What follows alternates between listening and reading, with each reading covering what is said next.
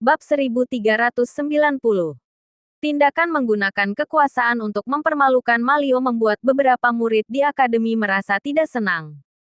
Hanya saja, tidak ada yang berani mengatakannya secara langsung. Sebaliknya, reputasi Malio makin meningkat setiap harinya. Dia bahkan menyatakan dengan lantang bahwa dia akan membuat Adril kalah telak dalam seleksi mendatang. Ini membuat semua orang sangat menantikan momen di mana Adril akan dipermalukan oleh Malio. Bagaimanapun juga, makin tinggi pohon, akan makin kencang angin yang menerpa. Adril yang berhasil menarik perhatian para wanita cantik dan disukai oleh kepala akademi, tentunya membuat banyak orang merasa iri. Leonie menghela napas. Dia sangat mendukung Adril, sementara Weni adalah murid kesayangannya. Dia berharap agar keduanya bisa menjadi pasangan.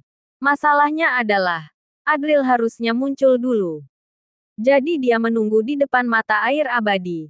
Berharap Adril akan datang untuk berlatih. Agar dia bisa memberinya sedikit semangat supaya Adril tidak takut menghadapi Malio. Weni juga tampak sedikit kecewa karena Adril tidak kunjung muncul. Jadi, dia bergegas menuju arena untuk memperjuangkan haknya mengikuti kompetisi bela diri hari ini. Melihat Adril yang masih belum muncul, Leonie menghela napas dalam hati sambil berpikir, "Baiklah, kalau kamu terus bersembunyi seperti ini, lupakan saja." Dia sudah menunggu cukup lama di sana. Sudah saatnya kembali ke arena untuk menyaksikan pertandingan. Namun, ketika Leonie baru berjalan beberapa meter, tiba-tiba terdengar suara pecahan. Dia terkejut, lalu langsung menoleh. Ada sebuah pemandangan yang membuatnya terguncang. Tampak pintu mata air abadi hancur. Hawa dingin yang dahsyat mengalir keluar seperti tsunami, membuat pepohonan dan tanah di sekitarnya dengan cepat membeku, membentuk lapisan kristal es. Hawa dingin itu terus mengamuk, menutupi area beberapa ratus meter di sekitarnya. Lalu mulai berkumpul di udara hingga membentuk badai yang menyapu sekeliling. Apa hawa dingin di mata air abadi meledak lagi? Leonie yang tercengang, segera bersiap untuk menghentikan penyebaran hawa dingin. Namun, dia langsung tertegun ketika melihat segumpal energi darah yang kuat memancar keluar, bergabung dengan hawa dingin hingga membentuk kabut berwarna merah. Energi darah ini begitu kuat hingga menaikkan suhu hawa dingin tersebut, mencairkan es di pepohonan dan tanah. Ini energi darah manusia. Atau mungkin ada makhluk buas yang muncul. Leonie merasa bimbang. Energi darah ini begitu kuat. Tubuh dan kekuatan macam apa yang bisa memiliki energi darah sebesar ini? Siapa yang sedang berlatih di dalam mata air abadi? Dia mengulurkan tangan, membelah kabut merah tersebut, lalu menatap ke arah mata air abadi dengan rasa penasaran sekaligus terkejut.